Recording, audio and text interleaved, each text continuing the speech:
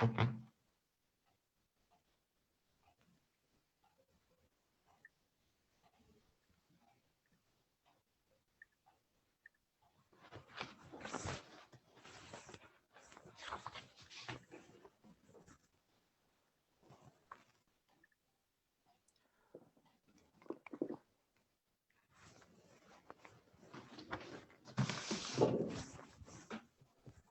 गोविन्दजी। अब हामी लाइभमा छौँ फेसबुक चौतारीमा। हामीलाई हेरिरहनु भएको सबै साथीहरूलाई पनि नमस्कार। आज हामी कुरा गर्दैछौँ गोविन्द नारायणजीसँग। गोविन्द नारायणजी, तपाईँहरू हामी सबैले एकदमै मजाले चिनेको व्यक्तित्व हुनुहुन्छ। विवेकशील नेपाली दलको संस्थापक सदस्य हुनुहुन्छ। त्यसपछि महासचिव हुनुभयो। साझामा पनि हामीलाई लिडरसिप प्रोभाइड गर्नुभयो। अहिले 3.0 मा आइसकेपछि पनि हामीलाई चुनावसम्म नेतृत्व गर्नुभएको थियो। त्यसपछि उहाँ साधारण सदस्यको रूपमा हामीसँगै हुनुहुन्छ। उहाँको विचारहरूले धेरैभन्दा धेरै विवेकशील नेपाली मनहरूलाई छोएको छ, नेतृत्व प्रदान गरेको छ। उहाँले यो एकीकरणको विषयमा लिएर एउटा लामो लेख प्रस्तुत गर्नुभएको थियो 2 दिन अगाडि। तपाईँहरू सबैले पढिसक्नुभयो होला। नपढ्नु भएको साथीहरूलाई मैले लिङ्क राखिदिएको थिएँ, त्यहाँ गएर एकचोटि हेर्नुहोला। त्यो मर्मस्पर्शी लेख पछाडि हामीले चाहिँ उहाँलाई कन्ट्याक्ट गऱ्यौँ। कन्ट्याक्ट गरिसकेपछि त्यही लेखको वरिपरि रहेर एउटा संवाद गरौँ र साथीहरूलाई पनि त्यो लेखको मर्मको एउटा सानो क्रिम जसरी यो संवादलाई राखौँ भन्ने तरिकाले आज हामी तपाईँहरू सामु आएका छौँ। स्वागत छ गोविन्दजी तपाईँलाई। धन्यवाद विजयजी तथा सबै यो कार्यक्रम सुनेर हेरेर बसिराख्नु भएको सबै साथीहरूलाई र यो 1 वर्षमा विवेकशील नेपाली दलमा जोडिनु भएका नयाँ साथीहरूलाई पनि मेरो स्वागत तथा नमस्कार छ। अनि पुराना साथीहरूलाई त मेरो संस्मरण र प्रेम सधैँको चाहिँ यहाँहरूको साथमै छ। अगाडि बढौँ हामी सुरु गरौँ। यो लेख जुन आयो हैन, मैले पनि पढेँ। त्यसको लागि तपाईँलाई धेरै धेरै धन्यवाद छ। यो लेख चाहिँ तपाईँले किन लेख्नुभयो हैन? तपाईँले हुन त धेरै पत्रिकाहरूमा पनि लेखिसक्नु भएको छ, पहिला इन्टरभ्यूहरू पनि हेरे हो बाहिर हैन, तर चौतारीमा चाहिँ तपाईँको यो लामो लेख हैन, मैले चाहिँ अर्को कुनै लेख पढेको याद छैन हैन। यो समयमा तपाईँले यो के जरुरी देख्नुभयो हैन कि तपाईँले म यो लेखौँ, साथीहरूलाई आफ्नो भावनाहरू व्यक्त गरौँ जस्तो लाग्यो? हजुर, धन्यवाद विजयजी यो सुरुवाती प्रश्नको लागि। खासमा म त्यति चाँडै लेखिराख्ने मानिस थिइनँ पहिला पनि, तर म लेख्न चाहिँ लेख्थेँ। तर जो पछिल्लो 1 वर्षमा अलि बढी क्रियाशील हुनुभएको साथीहरू छ, उहाँहरूको लागि यो पहिलो लेख हो या पहिलो सन्देश हो भनौँ न। पहिलो सन्देश नै यति विभाजित विषयमा लेख्नु पर्यो, त्यसको लागि चाहिँ मलाई खेद लागेको छ। मैले सोचेको थिएँ अलि राम्रो अझै एकीकृत दिशातर्फ जान सक्ने एउटा सठिक लेख लेख्न सकेको भए अझै राम्रो हुन्थ्यो भनेर सोचेको थिएँ। तर सन्दर्भ के भयो भने मैले 1 वर्ष चाहिँ जनकपुर पछाडिको 1 वर्षसम्म आफूलाई दिएको काम गर्ने तर सङ्गठनलाई त्यति हस्तक्षेप वा प्रभाव नपार्ने र एउटा साँच्चीकै एउटा साधारण सदस्यको रूपमा जिउन चाहेको थिएँ। त्यसकारण यो 1 वर्ष ग्याप हुनुको कारण त्यो हो। र सँगसँगै मैले यहाँ साथीहरूलाई पनि भन्नुपर्छ कि मलाई सङ्घीय समितिमा आउनको लागि पनि साथीहरूले मलाई आमन्त्रण गर्नुभएको थियो। त्यो हाम्रो विधान अनुरूप पनि थियो र मैले पनि त्यसमा के भनेको थिएँ भने म सङ्घीय समितिमा आउँछु, तर प्रदेशको जुन सम्मेलनहरू छ त्यो प्रदेश सम्मेलनबाट सदस्य साथीहरू चुनिएर आइसकेपछि सङ्घीय समिति अझै विस्तृत हुन्छ, अझै बढी विचारहरू आउँछन्, त्यस पछाडि म आउँदाखेरि अझै उत्कृष्ट हुन्छ होला भनेर चाहिँ मैले त्यो 1 वर्षको बफर टाइम लिएको थिएँ। त्यो भएर चाहिँ यहाँहरूले मेरो लेख समयमा पढ्न पाउनु भएन। कारण त्यति नै हो, त्यो बाहेक अरू खासै कारण छैन। तपाईँले एउटा कुरा के गर्नुभयो भने अब 1 वर्ष चाहिँ तपाईँ साधारण सदस्यको रूपमा मात्र क्रियाशील हुनुभयो र दिएको काम गरेँ भन्नुभयो। तपाईँलाई एक्ज्याक्टली के काम दिए हाम्रो साथीहरूले? मलाई खासमा 2-3 वटा कामहरू थियो, धेरै काम दिएको थिएन। पहिलो कुरा चाहिँ त्यो हामी जब कास्कीको चुनावमा गएका थियौँ, त्यसमा के छ त भनेर मेरो मौखिक रूपमा मेरो सल्लाह मागिएको थियो। त्यो एउटा काम थियो, त्यो सुरुवाती काम थियो।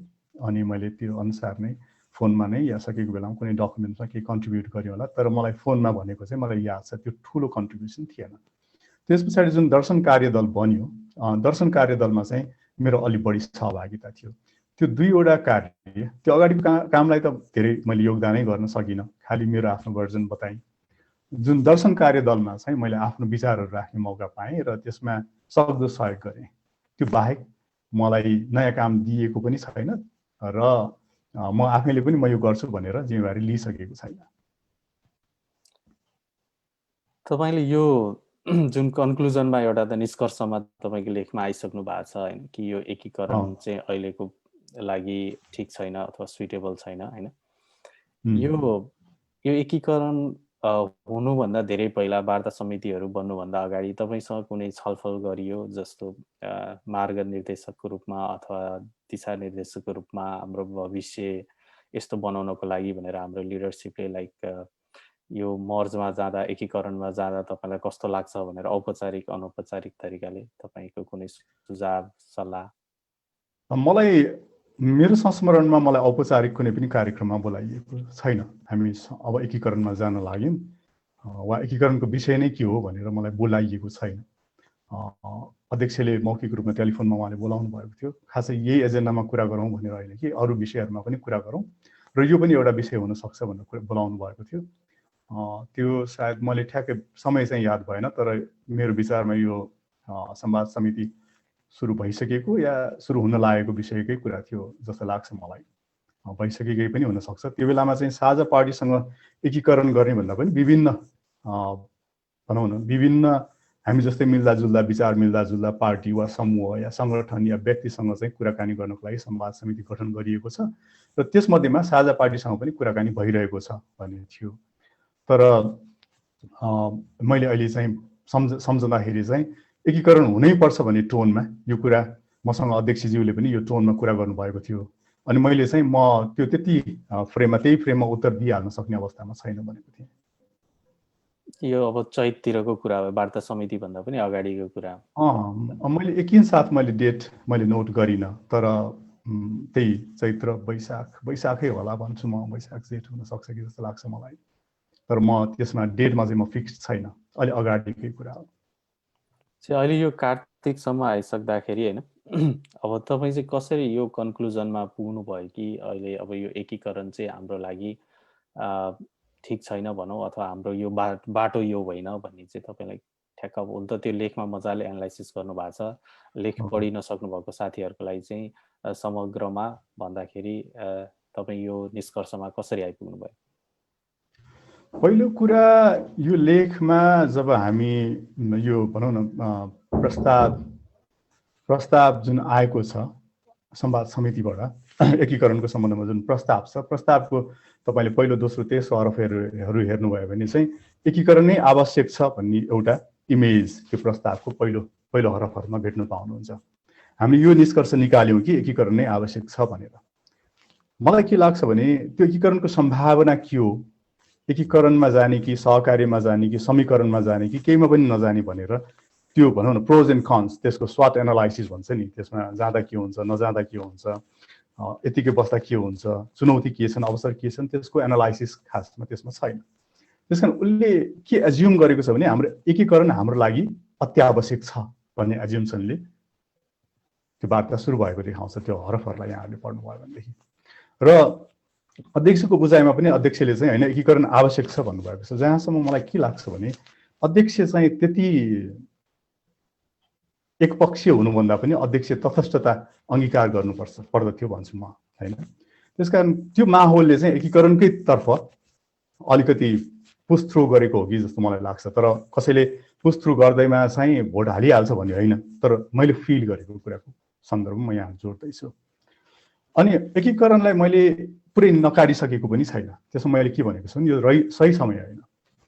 एकीकरण हुनको लागि चाहिँ उहाँहरूको महाधिवेशनलाई पनि पर्ख्यौँ। जसरी हामीले रोल्पामा सबैजनाको सहभागिताद्वारा विधान बनायौँ, उहाँहरूको पनि विधान छ। हामीले 2टा महाधिवेशन गरिसक्यौँ, उहाँहरूको एउटै पनि महाधिवेशन भएको छैन। हाम्रो पछिल्ला सम्बन्धहरू पनि सुखद रहेनन् भनेदेखि अहिले हामी केही समय पर्ख्यौँ, बरु एउटै एजेन्डामा काम गर्न सकिन्छ भने ती एजेन्डाहरू खोजौँ, तर एकीकरणकै यो बिहानै गरिहाल्नुपर्ने हतार चाहिँ नगरौँ भनेर मैले त्यसरी तर्क राखेको हुँ। र त्यो तर्कमा पनि मैले त्यो लेखमै लेखेको छु। हाम्रो पृष्ठभूमि, हाम्रो म दर्शन नजिकै होला हामी, तर दर्शनलाई कसरी अचिभ गर्ने त होइन, कल्याणकारी राज्यलाई कसरी अचिभ गर्ने, हामी अलिकति खुला रूपमा त्यसमा बहस गर्नको लागि तयार भएर नै हामीले त्यो दर्शन सृजना गरेका छौँ। साझामा त्यो त्यसरी नै बनेको हो त भन्दा होइन।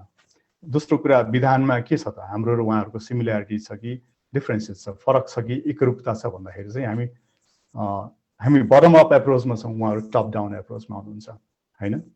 अब अघि यहाँले चाहिँ हामीले रोल्पामा के गर्यौँ त भन्ने सन्दर्भमा हामीले कुरा गर्दाखेरि रोल्पामा हामीले सहभागितामूलक अभ्यासलाई स्थापित गर्थ्यौँ। त्यो सहभागितामूलक अभ्यास त साझा पार्टीमा स्थापित भइसकेको छैन। हामी त्यहाँ गएर गर्ने प्रतिबद्धता गरिरहेका छौँ, जबकि त्यो चाहिँ हामीले यहाँ गरि नै सक्यौँ, उदाहरण नै स्थापित गरिसक्यौँ भनिसकेपछि हामीले पर्ख र हेर को रणनीति अपनाउनु पर्थ्यो। अहिले हतार छ र चुनाव आउनलाई पनि बाँकी धेरै छ, त्यो बेलासम्म उहाँहरूको महाधिवेशन पनि हुन्छ र मन नै मिल्नेछ भने त होइन, छुट्टिने सम्भावनै छैन नि, तर मन मिलेको प्रमाणित कसरी हुन्छ त, त्यो कुरा चाहिँ समयले बताउँछ भन्न खोजेको थिएँ। म सहकार्य पनि गर्न नहुने, पानी बारबारकै स्थितिमा हामी रहिरहनु पर्ने भन्ने त्यो सोच चाहिँ ममा छैन। म यो कुरा चाहिँ साथीहरूलाई स्पष्ट रूपमा भन्न चाहन्छु। तरिका पुर्याउनु पर्यो तर हतार गर्नु भएन। हतारको काम लतार नहोस् भन्ने एप्रोचमा हामी जानु पर्यो, किनकि पहिला लतार भइसकेको छ। अब यो पहिलाको कुरा जोडिन जान्छ होइन। अहिले तपाईँले जुन विचारहरू प्रस्तुत गर्नुहुन्छ र नेचुरली पनि र प्राकृतिक रूपमा के हुन्छ भने तपाईँलाई नै कम्पेयर हुन्छ कि तपाईँहरूको लिडरसिपमा जुन कामहरू भएको छ होइन, त्यो एउटा प्यारलल टाइम लाइनमा चलिरहेछ। अहिले एउटा लिडरसिपको काममा जुन चलिरहेछ होइन यो पार्टी, त्यो एउटा टाइम लाइनमा चलिरहेछ। तर धेरै घटनाहरू चाहिँ हामी उस्तै उस्तै मोडमा उभिएका हुँदा यो समयमा जुन ठाउँमा हामी उभिरहेका छौँ, यो यहाँ जुन नेतृत्व छ, कुनै समयमा तपाईँ ठ्याक्क नेतृत्व गर्दै त्यही मोडहरूमा उभिनु भएको छ कि। अनि तपाईँले गरेका निर्णयहरू र अहिले हुन लागिरहेका र अहिले भएका निर्णयहरू बिच चाहिँ एउटा कम्पेरिजन भइरहेको छ, नेचुरली भइरहेको छैन। अहिलेसम्म जुन हामी यो प्रोसेसमा आयो, अहिले अब भोट हाल्न त बाँकी नै छैन। यो बेलासम्म विभिन्न किसिमका डिसिजनहरू भयो नि, जस्तो वार्ता समिति बनाउने, वार्ता समितिले प्रतिवेदन ल्याउने केन्द्रीय समितिमा, केन्द्रीय समितिबाट साथीहरूमा छलफलको लागि आउने, यी मेजर टाइमलाइनहरू तपाईँ आफ्नो कार्यकालको टाइमलाइनमा कम्पेयर गर्दाखेरि तपाईँलाई अहिले बेटर भइरहेको जस्तो लाग्छ कि पहिला भन्दा अहिले केही पहिलाकोबाट सिकेर साथीहरूले राम्रो गरिरहेछन् जस्तो लाग्छ कि, अथवा होइन यो अझ पहिला भन्दा पनि नराम्रोसँग स्टेप्सहरू अगाडि गइरहेछ जस्तो लाग्छ होइन।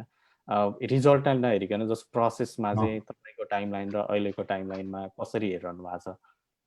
प्रोसेसकोमै जाउँ। हामी जब एकीकरणको विषयमा मात्र केन्द्रित थिएनौँ, हामीले नेपालमा भएका दर्जनौँ मानिसहरूलाई त्यो बेलामा भेटेका थियौँ। पुराना साथीहरूलाई याद हुनसक्छ, हामीले होटल डेला अन्नपूर्णमा नेपालका लगभग 100 जना त्यस्तै केही गरेर प्रमाणित भइसकेका मानिसहरूको ठुलो सम्मेलन पनि गरेका थियौँ। त्यसकारण त्यो बेलाको विवेकशील नेपाली दलले चाहिँ जम्मा 2-3वटा ग्रुपसँग कुरा गरेर एउटा ग्रुपसँग एकीकरणको मोडेल लिएर आइहालेको थिएन।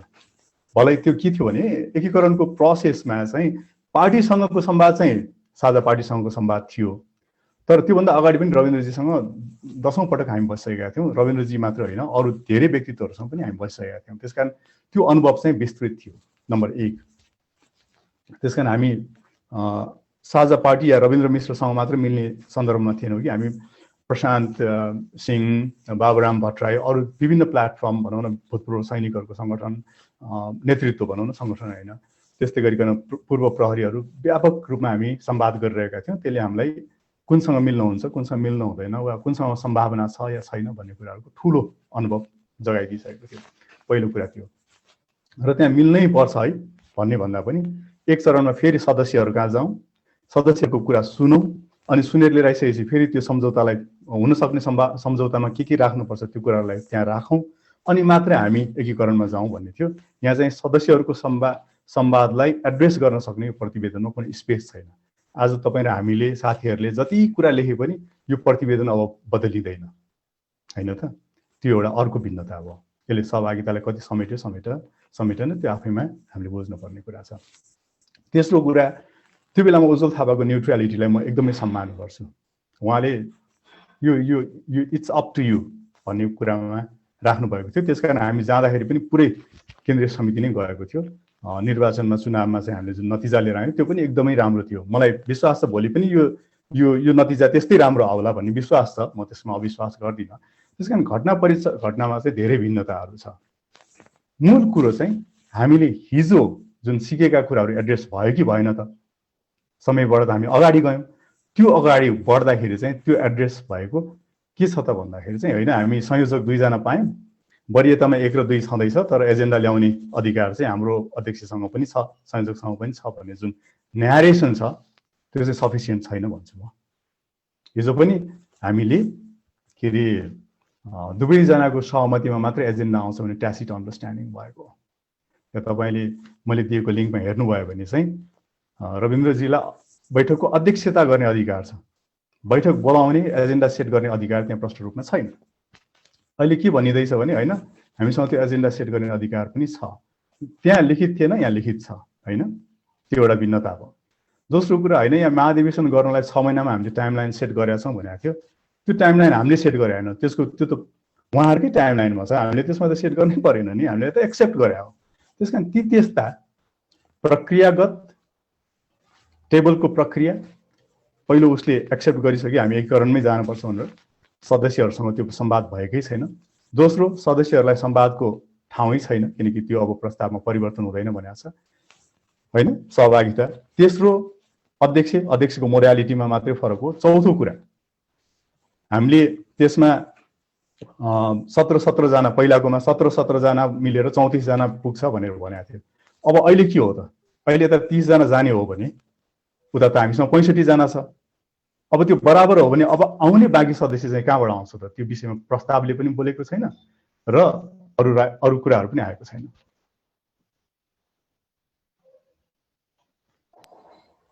म्युट छ, तपाईँको म्युट छ। अहिले ठिक छ। ए सर,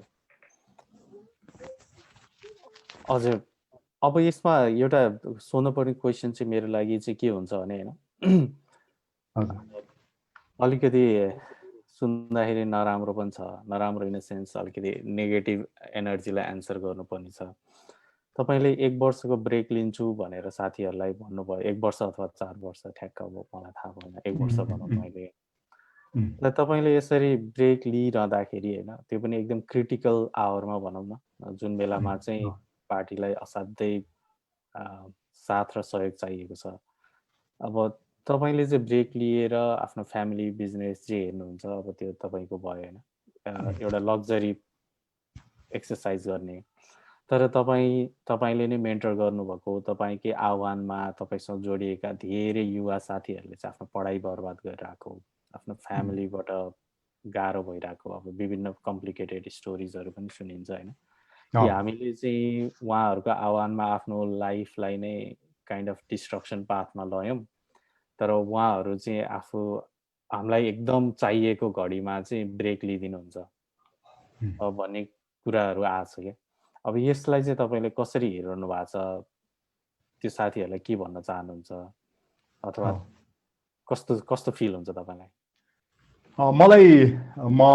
मैले केही आधारभूत इमान्दारिताहरू निर्वाह गर्नुपर्छ भन्ने मलाई लाग्दछ।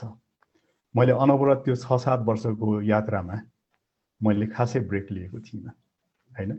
सँगसँगै मेरा कुराहरू, सन्दर्भहरू, अन्तर्वार्तामाहरूमा मैले के भनिरहेको थिएँ भने एउटा नेतृत्व एउटा उद्यमशीलतामा पनि आकर्षित हुनुपर्छ। आकर्षित अर्थात् उसले काम गरेर उसको जीविका आफैले गर्नुपर्छ। ऊ कसैले संरक्षित भएर उसको घर खर्च नचलोस्। अब आफ्ना व्यक्तिगत आवश्यकताहरू त पार्टीबाट सञ्चालित भएर त्यो व्यक्तिगत आवश्यकताहरूको परिपूर्ति गर्ने परिपाटी त हामीले खोजेका छैनौँ। आफै उभिएर राजनीतिलाई सेवाको रूपमा लिएर जाने हाम्रो प्रतिबद्धता हो। भनेपछि म साथीहरूलाई के भन्नाले म त्यसप्रति खेद व्यक्त गर्दै, दुःख व्यक्त गर्दै म यहाँहरूलाई के भन्न चाहन्छु भने जस्तै सुकै संस्थापक होस् या सहयात्री होस्, उसलाई ब्रेक होइन, कम्प्लिट ब्रेक होइन, त्यसबाट डिपार्चर होइन, या अर्थात् त्यसबाट भनौँ न हामी के भन्छौँ नि, त्यसलाई पलायन होइन। मेरो ब्रेक पलायन होइन, म साथैमा छु, तर मैले त्यो 6-7 वर्ष जुन आफ्नो खुट्टामा उभिन सकिएको थिइनँ, उभिने प्रयास गर्दैछु। र त्यो उदाहरण यहाँहरूमा भयो भने यहाँहरूले पनि त्यस्तै उदाहरण प्रस्तुत गर्नुभयो भने चाहिँ हामीले जुन उद्यमशीलताको कुरा गरेको छौँ, लुटेर खाने होइन कि गरेर खाने नेताको परिकल्पना गरेको छौँ, त्यो हासिल गर्नको लागि पनि मलाई यहाँहरू सबैजनालाई आवश्यक ब्रेक चाहिन्छ। ब्रेक भनेको पलायन होइन फेरि पनि। त्यसकारण म त्यसमा लागेँ। दोस्रो कुरा म त्यसमा किन लागेँ भन्दाखेरि एउटा एकदम लेजिटिमेट प्रोसेसबाट नयाँ नेतृत्व निर्माण गरिसकेपछि, उहाँहरूलाई ह्यान्डओभर गरिसकेपछि, ल है फुलमाला लगाएर जनकपुरमा चाहिँ ल अब यहाँहरूको पालो हो भनेर सम्बोधन गरिसकेपछि मात्रै मैले अलिकति आफ्नो लागि समय छुट्याएको हुँ। त्यसकारण मलाई लाग्दैन कि मैले त्यो जस्टिस या भनौँ त्यो न्याय गरिन जस्तो मलाई लाग्दैन। र पार्टीले बोलाएको बेलामा म जहिले पनि उपस्थित छु है।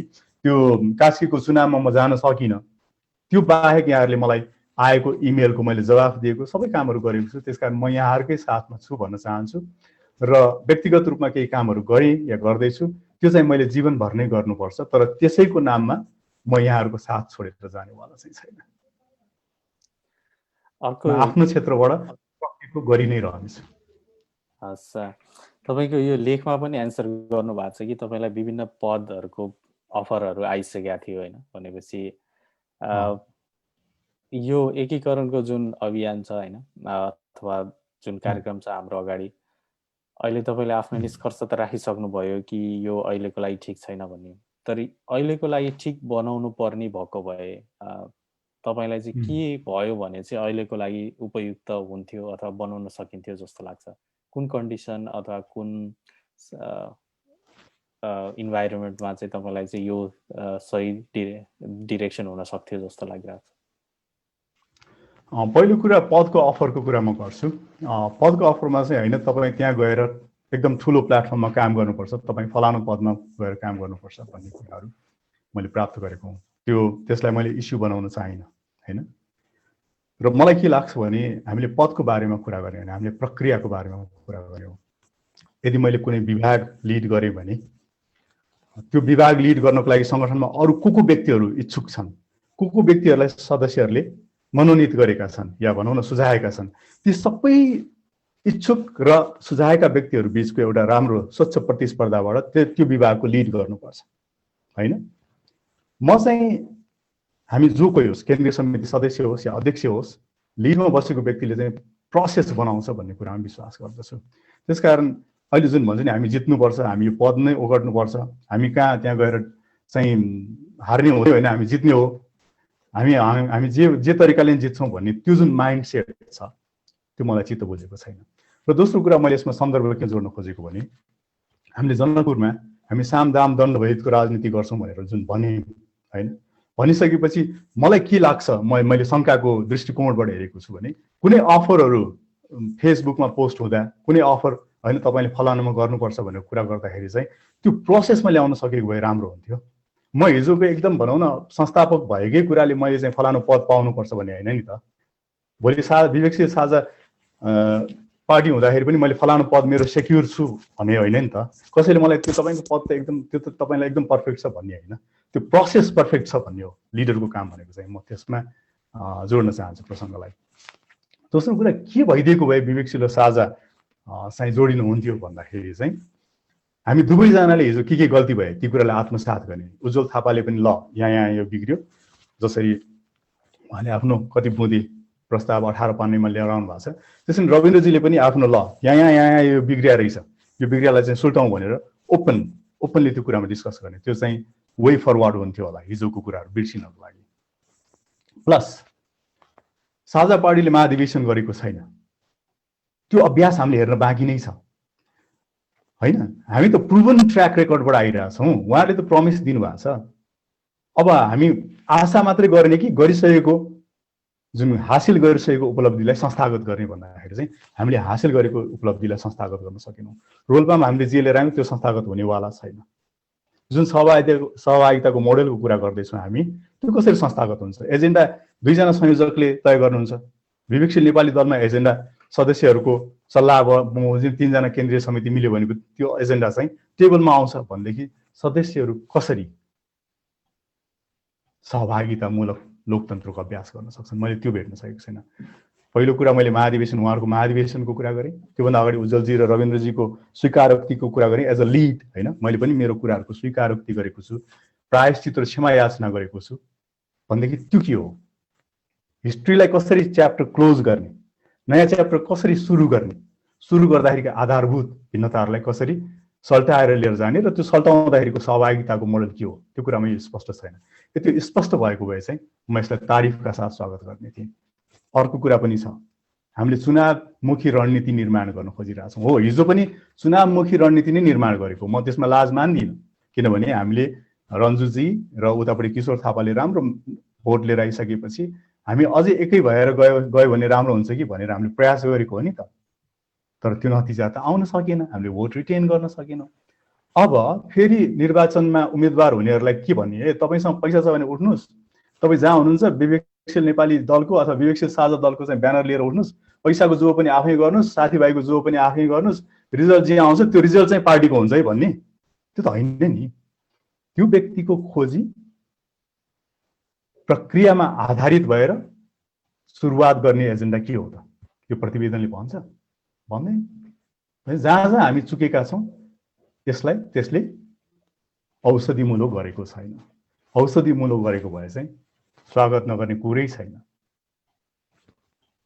यो एक प्रकारले कस्तो भयो भने त्यो क्याराभ्यानहरू ड्राइभरहरू जाँदाखेरि अफ रोडमा जाँदाखेरि चाहिँ एउटा अगाडिको ड्राइभरले चाहिँ कतै एउटा ढुङ्गा हान्छ होइन, अनि उसले चाहिँ सिग्नल गर्छ पछाडिको ड्राइभरलाई चाहिँ यहाँ नहान भनेर। अब त्यो सिग्नललाई ध्यान नदिने हो भने पछाडि आइरहेको ड्राइभरले फेरि त्यही ढुङ्गामा हान्छ होइन, अनि त्यहाँ सबैले हान्दा त्यो ढुङ्गामा चाहिँ सबैले हानेको त्यो दाग बसिरहेको हुन्छ क्या। अनि चाहिँ तपाईँ चाहिँ अगाडि एउटा ड्राइभ गरिसक्या भएको हुनाले यहाँ चाहिँ ठोकिन्छ, यहाँ चाहिँ सेफली ड्राइभ गर भनेर एउटा सिग्नल दिइराख्नु भएको छ होइन। मैले चाहिँ त्यसलाई सिग्नल जसरी हेरिरहेको छु एक प्रकारले हेर्दाखेरि। अब त्यो सिग्नल मानेन भने ठोकिन्छ भन्ने चाहिँ त्यो चाहिँ यथार्थ हो होइन। सिग्नल मानेर जोगायो भने चाहिँ जोगिन सक्छ। विजयजी, म यसमा यसो भन्छु, म एकीकरणको पक्षमा रहनुभएको साथीहरूको विचारलाई पनि सम्मान गर्छु। त्यो सम्भावना हो, मेरो हार्दिक शुभकामना छ, त्यो सफल होस्, त्यो सफल भएर देशको रूपान्तरण गरोस्। मेरो विनम्र त्यो चाहिँ मेरो सदाशयता छ, त्यसमा मेरो विमति छैन। विचारहरूको नै हामीले आदान प्रदान गरिरहेको हुनाले त्यो विचारप्रति मेरो एकदमै ठुलो सम्मान छ। त्यो आँटप्रति पनि मेरो सम्मान छ। जसरी हिजो हामीसँग आँट थियो, त्यो आँट जुन छ त्यसको पनि म सम्मान गर्न चाहन्छु। र म यो पनि म भन्दिनँ कि हिजो हामी हिँड्दाखेरि त्यहाँ आगो लाग्यो, अब फेरि पनि त्यहाँ आगो लाग्यो भनेर म त्यो प्रक्षेपण पनि गर्न चाहन्न। म ज्योतिष पनि होइन। त्यस कारण म प्रक्षेपण गरेर होइन तपाईँहरू चाहिँ 100% गलत, अहिले मैले जे लेखाएको छु त्यो ढुङ्गाको अक्षर हो, म त्यो भन्नेवाला छैन। अस्ति सरलाजीले एउटा राम्रो कमेन्ट लेख्नु भएको छ त्यहाँ, तपाईँले रविन्द्र मिश्रलाई त म ग्यारेन्टी लिन्छु भन्नुभएको थियो भनेर लेख्नु भएको छ। आज म के कुरा स्वीकार गर्छु भने सरलाजी, पवनजी, हिजो तपाईँहरूले जुन चितवनमा भनेको कुरा त्यो चाहिँ सत्य साबित भयो, म चाहिँ गलत भएँ। इतिहासले कहिले कसैलाई सत्य साबित बनाउँछ, कहिले कसैलाई सत्य साबित बनाउँछ। आज तपाईँहरूको जुन बुझाइ थियो त्यो सत्य साबित हुँदाखेरि, म असत्य साबित हुँदाखेरि मलाई खुसी लागेको छ, किनकि त्यसलाई आत्मसात गर्न मैले पाएँ। त्यसकारण यो यात्रा त्यस्तो नहोस् भनेर मेरो इच्छा छ। त्यो कुरालाई मान्नै पर्छ भन्ने अहमता ममा छैन, खुला रूपमा लिनुहोस् त्यसलाई, र मेरो शुभकामना छ। खालि मैले यति भन्न खोजेको कुरा के भने यसमा योमा यो भयो भने चाहिँ अझै सुनमा सुगन्ध हुन्थ्यो कि भन्नु मात्रै खोजेको। विचारको कुरा आइहाल्यो होइन। अब पहिला विवेकशील साझा हुँदाखेरि पनि तपाईँ त्यसको विचार सेट गर्नेमा एउटा इम्पोर्टेन्ट मेम्बर नै हुनुहुन्थ्यो। अहिले यो विवेकशील नेपाली 3.0 मा आइपुग्दा पनि दर्शन कार्यदलमा बसेर मैले सहयोग गरेँ भन्नुभयो भनेपछि जुन हाम्रो दर्शन कार्यदलले प्रस्तुत गरे जुन डकुमेन्टहरू, हाम्रो मार्गदर्शन नीतिहरू होइन, त्यसमा तपाईँको लेखे इनपुट छ भन्ने बुझेँ होइन। भनेपछि तपाईँलाई यो दुईटै मार्गदर्शनहरूको बारेमा राम्रो ज्ञान छ होइन। तर हाम्रो जब यो एकीकरण संवाद समितिले जुन रिपोर्ट निकालेको छ त्यो रिपोर्टले चाहिँ के भन्छ भने जुन पहिला विवेकशील नेपाली साझा विवेकशील नेपाली हुँदाखेरिको मार्गदर्शन सिद्धान्तहरूलाई चाहिँ त्यसले अङ्गीकार गर्ने भन्छ कि, जबकि यो पछिल्लो जुन बनेको छ दर्शन कार्यदलले बनाएको त्यसले चाहिँ अलिकति व्यापक छलफल गरेको, अलि सबै साथीभाइहरूको विचारहरू त्यसमा आएको र त्यो पुरानो भन्दा नि अघिल्लो भनौँ, अघिल्लो र यो अहिलेकोमा चाहिँ डिफ्रेन्सहरूमा कुनलाई चाहिँ उन्नत पाउनुहुन्छ र यो संवाद समितिले पनि हाम्रो पछिल्लोलाई चाहिँ नलिएर अघिल्लोलाई चाहिँ लिएको छ होइन। पछिल्लोलाई लिएको भए तपाईँको दृष्टिकोण अलिकति केही फरक हुन्थ्यो यो सम्पूर्ण कार्यक्रम यो उसलाई। एकदमै राम्रो प्रश्न उठाउनु भयो, मलाई पनि ठ्याक्क प्रष्ट रूपमा राख्न सजिलो भयो। पहिलो कुरा जुन बखुन्डोलबाट फेरि बखुन्डोलसम्मको यात्रा हुँदैछ या हुने एउटा तर्क छ। बखुन्डोलबाट बखुन्डोलसम्मको यात्रामा एउटा शून्य प्राप्त हुन्छ। त्यो शून्य भनेको के भन्दाखेरि हिजो हामीले बखुन्डोलबाट निस्केर सानो गौचरण के अरे सिफलबाट हामी देशव्यापी यात्रा, फेरि फर्केर आएर फेरि रोल्पामा नीति सम्मेलन, त्यस पछाडि फेरि जनकपुर सम्मेलन पछाडि जुन हाम्रो दर्शन कार्यदलले बनाएको दर्शनहरू, हामीले बनाएका निर्देशिकाहरू जति पनि 8औं घण्टा 10औं घण्टा लामा चाहिँ सहभागितामूलक केन्द्रीय समितिका बैठकहरू, यी सबै नल एन्ड भोइड, शून्यमा झर्छ। यी कुनै पनि कुरालाई विवेकशील साझा पार्टीमा स्थान छैन। हामी कहाँ फर्किँदैछौँ? फेरि मैले अघि भने नि लेखमा, हामी फेरि फर्किने त्यही हो। यदि ऊ दर्शनमै ऊ फेरि त्यही फर्किन्छ भने व्यवहारमा पनि ऊ त्यही फर्किन सक्छ कि मात्र है। मेरो त्यो एकदम दृढ होइन, सक्छ नै होइन, सक्छ कि भनेर मैले एउटा चाहिँ ट्राफिक सिग्नल मात्र देखाइदिएको हुँ। तपाईँ रोकिन चाहनुहुन्छ रोकिनुहोस्, रोकिन चाहनुहुन्न हुनसक्छ तपाईँ गन्तव्यमा पुग्न पनि सक्नुहुन्छ, हुनसक्छ तपाईँ झर्नुहोस् त म भन्दिनँ, तर दुर्घटना पनि हुनसक्छ, त्यति मात्रै हो। नल एन्ड भोइड नहोस्।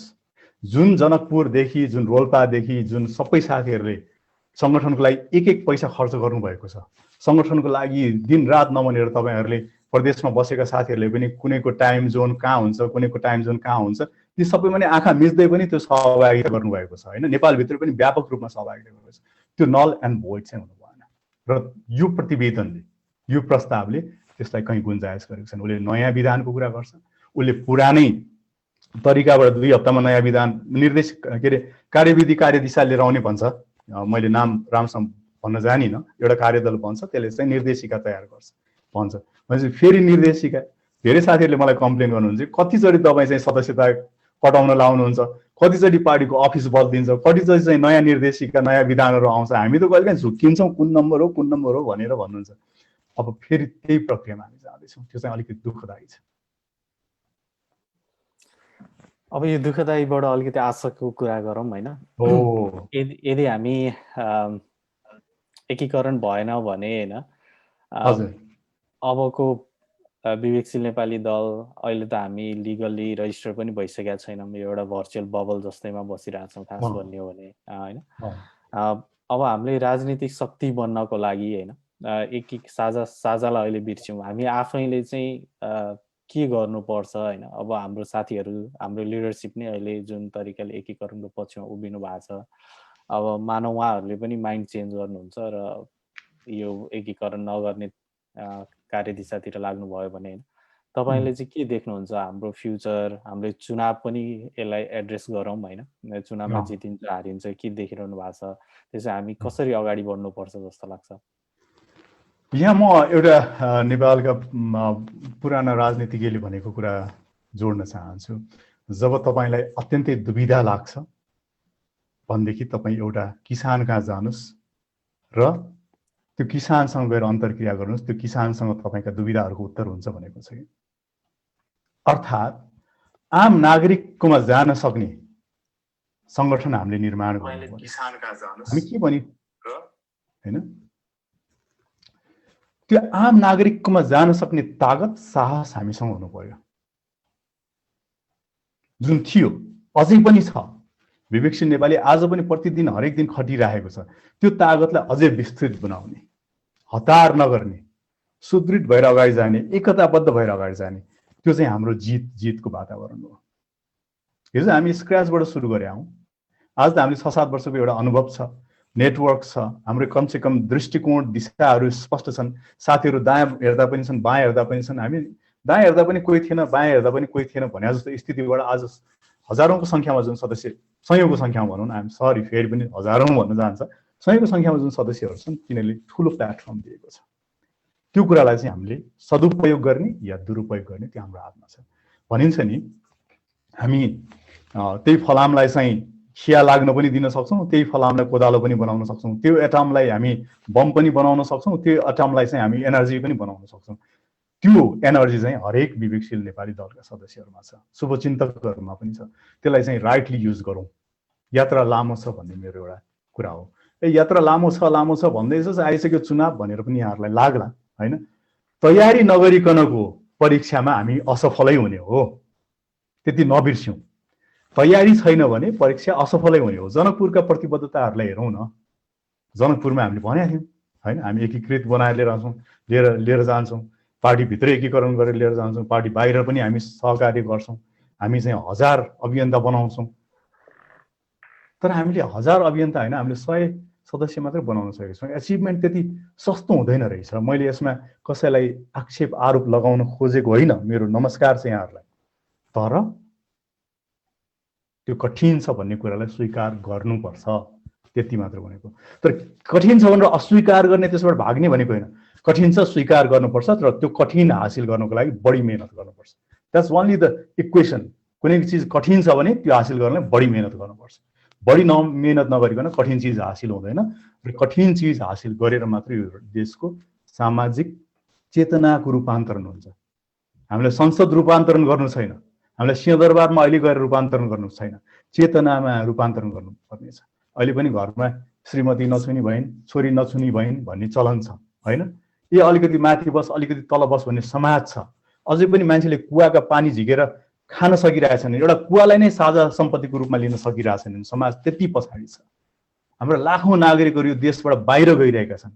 हामी संसदमा जाने बित्तिकै त्यो रूपान्तरण हुन्छ। र अर्को कुरा कि हाम्रो उम्मेदवारहरूले त्यो डेलिभर गर्न सक्ने क्यापेसिटीमा हामी छौँ कि छैनौँ। कानुनी व्यवस्थापकीय ती क्षमताहरूको निर्माणमा हामीले व्यक्तिगत लिडरसिप डेभलपमेन्टमा कति एनर्जी खर्च गऱ्यौँ त भोलि हामी त्यो ठाउँमा पुगेर डेलिभर गर्न सक्छौँ भनेर। त्यसकारण पहिलो कुरा आम नागरिक कहाँ जाउँ, अझै व्यापक रूपमा अभियान गरौँ। मैले भनेको छु नि, दुईटा कछुवा जोडिएर चाहिँ खरायो बन्दैन। त्यो एनर्जी त हामीले क्रिएट गर्नु पर्यो नि। पोस्टरमा चाहिँ खरायो बनाउन सकिएला, तर यथार्थमा बनाउन सकिँदैन भन्ने कुरा प्रमाणित भयो। त्यसकारण let's be smart, let's be united and let's have focus. हामी फोकस लुज गऱ्यौँ, युनाइट भएर नि काम गर्दैनौँ। हामी युनाइटेडै छैनौँ, फोकस नै हुँदैनौँ, एनर्जी नै लगाउँदैनौँ भने त केही पनि हुँदैन। त्यसकारण संरचना पनि बलियो हुनु पर्यो र अठोट पनि बलियो हुनु पर्यो। र त्यो गरेर हामीले प्रमाणित गरेर आएको, त्यो हामीले गरेर प्रमाणित गरेर आएका छौँ होइन। हामीले चाहिँ अहिलेसम्म नेपालको इतिहासमा नभएको उमेरको व्यक्तिलाई चाहिँ काठमाडौँको लगभग मेयरको हाइटसम्म लिएर जान सफल भएका छौँ। मेची महाकाली यात्रा, लुम्बिनी पदयात्रा गरेका छौँ। अनगिन्ती कामहरू गरेका छौँ। लिडरसिप बिल्डिङमा त्यस्तै योगदान गरेका छौँ। अभियान बाढी पहिरो आयो भने, भूकम्प आयो भने त्यत्तिकै काम गरेका छौँ। हामीले काम नगरेको इतिहास नै छैन, कामै काम गरेर आएको छौँ भनेदेखि हामी किन हतोत्साही हुने, हामी किन होइन। तुरुन्तै चाहिँ त्यो रेडबुल खा जस्तो एनर्जी छ भने रेडबुल खाएर चाहिँ एकछिन पावर फिल गर्ने हो कि। You should create your power from inside, भित्रबाटै आउनु पर्यो नि। त्यस कारण बुस्टर खान छोडिदिउँ, अर्ग्यानिक हौँ, त्यो चाहिँ मेरो बटम लाइन हो। र त्यो हुनको लागि आम यदि पार्टी बन्ने हो, सङ्गठनमा जाने हो, देशको रूपान्तरण गर्ने हो भने देशलाई चिनौँ, देशलाई बुझौँ, अनि मात्र रूपान्तरण हुन्छ। त्यो नगरिकन केही पनि हुँदैन। मैले यहाँ चाहिँ के सोध्नु मन लाग्यो भने, साथीहरूको कुरा सुन्दाखेरि एउटा चार्टर एकाउन्टेन्टको ब्यालेन्स सिट हुन्छ नि, what comes in what goes out, debit credit.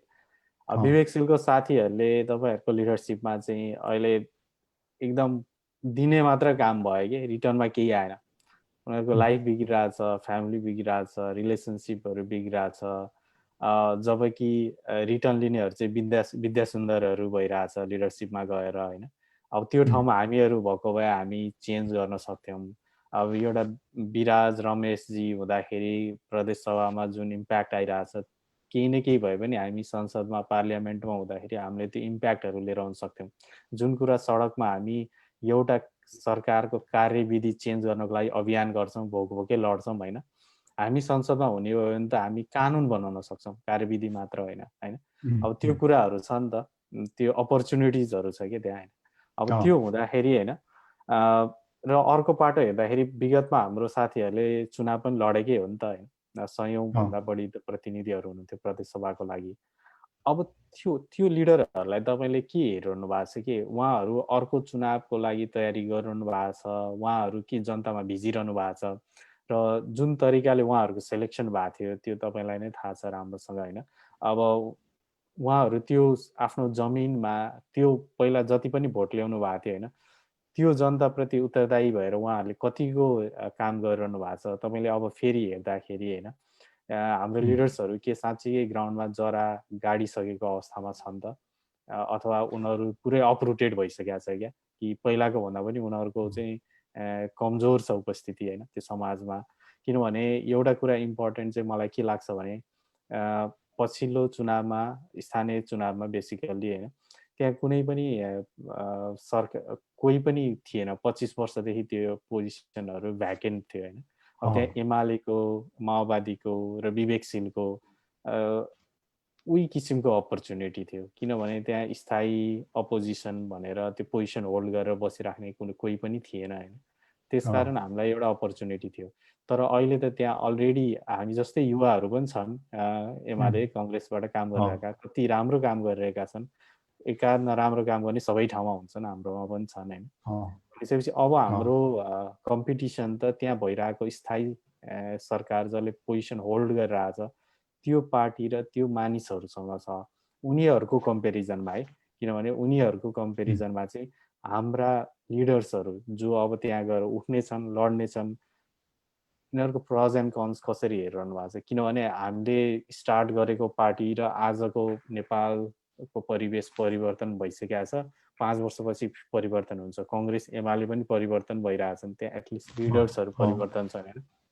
यो परिवेशलाई हेर्दाखेरि चाहिँ तपाईँले यो समग्र विवेकशील मुभमेन्ट, हाम्रो लिडर्सहरू, उनीहरूले भोलि लड्ने चुनाव, यसलाई चाहिँ कसरी हेरिरहनु भएको छ? अलिकति मैले सबैलाई गाजागुजु पारेँ कि त्यो अर्कै कुरा हो होइन, अब यसलाई छुटाएर भन्नु होला। पहिलो कुरा हामी कति डेलिभर गर्न सक्दो रहेछौँ भन्ने कुराको एउटा समीक्षा गर्नको लागि हामीले विद्या सुन्दरजीलाई हेर्नु पर्दैन, हाम्रो पार्टीको प्रतिबद्धताहरूलाई हेरे हुन्छ। जनकपुरमा केन्द्रीय समिति सदस्य तथा पदाधिकारी सदस्यहरूले गरेको प्रतिबद्धता, 1 वर्ष अगाडिको प्रतिबद्धता र 1 वर्ष पछाडिको प्रतिबद्धतालाई तुलना गर्नुभयो भने हामी डेलिभर कति गर्न सक्छौँ भन्ने प्रश्न हुन्छ। त्यो भित्रको कुरा र त्यो भित्रकै रिफ्लेक्सन हो, बाहिर पनि भित्रकै रिफ्लेक्सन हो। हाम्रो डेलिभरी क्यापेसिटी के रहेछ त एउटा एज अ पार्टी भन्दाखेरि चाहिँ त्यो 5% अराउन्डमा हुनसक्छ यदि न्युमेरिकली हेर्ने हो भने। अब बाहिरको विषयमा जाउँ। बाहिरको विषयमा हामीले लामो समय यो म कसैलाई दोष दिन चाहदिनँ, मेरै दोष हो। हामीहरूमध्ये मेरो पनि धेरै ठुलो दोष हो। आम नागरिकसँग भिज्न सकिरहेको छैन, उनीहरूको दिनचर्याको बारेमा हामीलाई थाहा छैन। भोलि उठ्ने उम्मेदवार कस्तो हुन्छ, भोलि फ्री कम्पिटिसनबाट त ल्याउने, तर एउटा टोलमा 3 जना मान्छे मध्येमा त फ्री कम्पिटिसन हुनु पर्यो, सहभागिता भने त्यो हो नि। जबकि हामीसँग टोल समिति नै बनाउन सकिरहेको छैनौँ हामी भनेदेखि हामी जग चाहिँ नबनाउने अनि धुरीको चाहिँ डिजाइन गर्ने जुन परिपाटी हामीले गरेका छौँ नि होइन, धुरीको डिजाइन गरेर धुरी चाहिँ खतरा हुन्छ है साथी हो, एकदम धुरी चाहिँ सुनकै हालिन्छ भनेको छ, अनि जगको चाहिँ ढुङ्गा पनि छैन, माटो पनि छैन, त्यस्तो परिवेशमा हामी पुगेका छौँ। त्यसकारण म आउने चुनावमा हाम्रो ग्रान्ड हुन्छ भन्ने कुरा म विश्वास गर्दिनँ। भोलि तपाईँहरूले एकदम भनौँ न भयङ्कर मेहनत गरेर ल है एकदम मिराकल ल्याउनु होला, म अझै पनि विश्वास गर्न चाहन्छु त्यो कुरालाई। तर अहिलेको धरातल, आजको धरातल हेर्दाखेरि चाहिँ त्यो देखिँदैन। प्लस कङ्ग्रेस कम्युनिस्टहरू पनि त चुप लाएर त बसेका छैन। केही समय अगाडि मेरो एउटा सिफारिस लिनुपर्ने थियो मेरो वडा कार्यालयबाट, मैले फोन गरेँ। कोरोनाले गर्दाखेरि चाहिँ म अफिस आएको थिएँ, अफिस 16 गतेसम्म बन्द रहेछ यहाँहरूको, सर मलाई एउटा सिफारिस चाहिएको थियो भनेर वडाध्यक्षले फोन गरेको। वडाध्यक्षले के गर्नुभयो, उहाँ नेकपाको हुनुहुन्छ, अनि उहाँले के भन्नुभयो, सिफारिस चाहियो तपाईँलाई, अब अहिले पहिला जस्तो वडामा आउनु पर्दैन, कोरोना छ, तपाईँकै घरमा सिफारिस आउँछ, मलाई चाहिँ भाइबरमा तपाईँको डकुमेन्ट पठाइदिनुहोस्, म लिएर आइदिन्छु भन्नुभयो। मैले पत्याएको थिइनँ है, म यहाँ घरानी कुरा गरिरहेको थिएँ। अनि 10 मिनट पछाडि उहाँले फोन गर्नुभयो, ल है तपाईँको सिफारिस तयार भयो, तपाईँ घर कहाँ? मेरो घर यहीँ हो, फलान फलान ठाउँमा, ल तपाईँ आउनुहोस् त, म त्यहाँ 10 मिनट आइपुग्छु भन्नुभयो। अनि मैले के सोचेको थिएँ, परम्परागत नेताहरू नै होला नि त नि, 10 मिनट भने आधा घन्टा पर्खिनु पर्ला है, म आधा घन्टा लिएर गएँ घरबाट भने मेरो वडा अध्यक्ष म आउनुभन्दा अगाडि नै उहाँ स्कुटरमा आइसक्नु भएको छ। अब तुलना गरौँ, हाम्रो प्रतिबद्धता कहाँ छ, डेलिभरी कहाँ छ। अहिलेको जुन यो अरू पार्टीहरूको पनि च्यालेन्ज हामीलाई छ, त्यसकारण त्यो कुरालाई अरूलाई चाहिँ टाढा राखेर हामी मात्र सही, हामी मात्र राम्रा भन्ने कुरा छैन। गम्भीर चुनौती छ, च्यालेन्जेसहरू छ। हामीले के हासिल गर्नु भनेको चाहेको, कुन मतदाताहरूलाई आकर्षित गर्न चाहेको, हासिल गर्न चाहेको चिज र हासिल गर्न चाहेको मतदातासम्म नपुगिकन त्यहाँ हामी पुग्नै सक्दैनौँ। र त्यो जग बनाउनु पर्यो भन्ने मेरो सबैमा अनुरोध है। हामी जोडिए पनि नजोडिए पनि त्यो जग बनाउनु पर्यो। त्यो बनाउन सकिन्छ, किनकि मैले विजयजी अलिकति टाइम लिएँ होइन। त्यो अघि यहाँले एउटा प्रसङ्ग उठाउनु भएको थियो, मैले अलिकति छुट्याएँ त्यहाँनिर। विद्या सुन्दरलाई हामीले भनौँ न होइन ठिक भएन भन्छौँ होला, केपी ओलीलाई पनि ठिक भएन भन्छौँ होला, तर उहाँहरू उठ्दाखेरिको कुरालाई कल्पना गरौँ। केपी ओली कतिपय गाउँहरूमा गएर भैँसी गोठालो गाई गोठालो भनेर किसानको छद्म भेषमा बसेर राजनीति गरेको मान्छे हो नि, होइन? आज अघि हामी भन्यौँ नि, हामी त कम्फोर्ट जोनमा बसेर राजनीति गरिरहेका छौँ। हामी कहाँ छरिएका छौँ, हामी कहाँ गाउँमा गएर बसेका छौँ। आज जुन कम्युनिस्ट र कङ्ग्रेसहरूले जुन सत्ता प्राप्ति गरेका छन् त्यो उनीहरूको ठुलो ठुलो त्याग योगदानको परिणाम हो। त्यहाँ पुगेर उनीहरूले गलत भए, तर त्यहाँ पुग्नु अगाडिसम्म उनीहरूको योगदानलाई चाहिँ हामीले कदर गर्नुपर्छ र त्यति नै योगदान हामीले गर्न सक्यौँ भने चाहिँ हामीले हामीप्रति पनि गर्व गर्न सक्नुपर्छ। आज उनीहरू ओभरनाइट त्यहाँ पुगेका होइनन् भन्ने कुरालाई हामीले आत्मसात गर्नुपर्छ भन्ने मेरो अनुरोध सबैमा छ।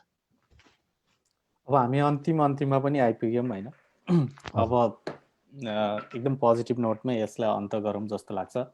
हाम्रो जो साथीहरू हुनुहुन्छ जसलाई यो विश्वास छ कि साझासँग मिलेर एउटै पार्टी भएर अगाडि बढ्दा यो देश राष्ट्र र हाम्रो जुन भोट हाल्ने साथीहरू जनताहरू हुनुहुन्थ्यो उहाँहरूलाई चाहिँ यो न्याय गर्छ जस्तो जुन तरिकाले उहाँहरूले विश्वास गर्नुहुन्छ, उहाँहरूलाई तपाईँ के सन्देश दिन चाहनुहुन्छ होइन? त्यो सन्देशसँगै हामी यो कार्यक्रम अन्त गर्छौँ।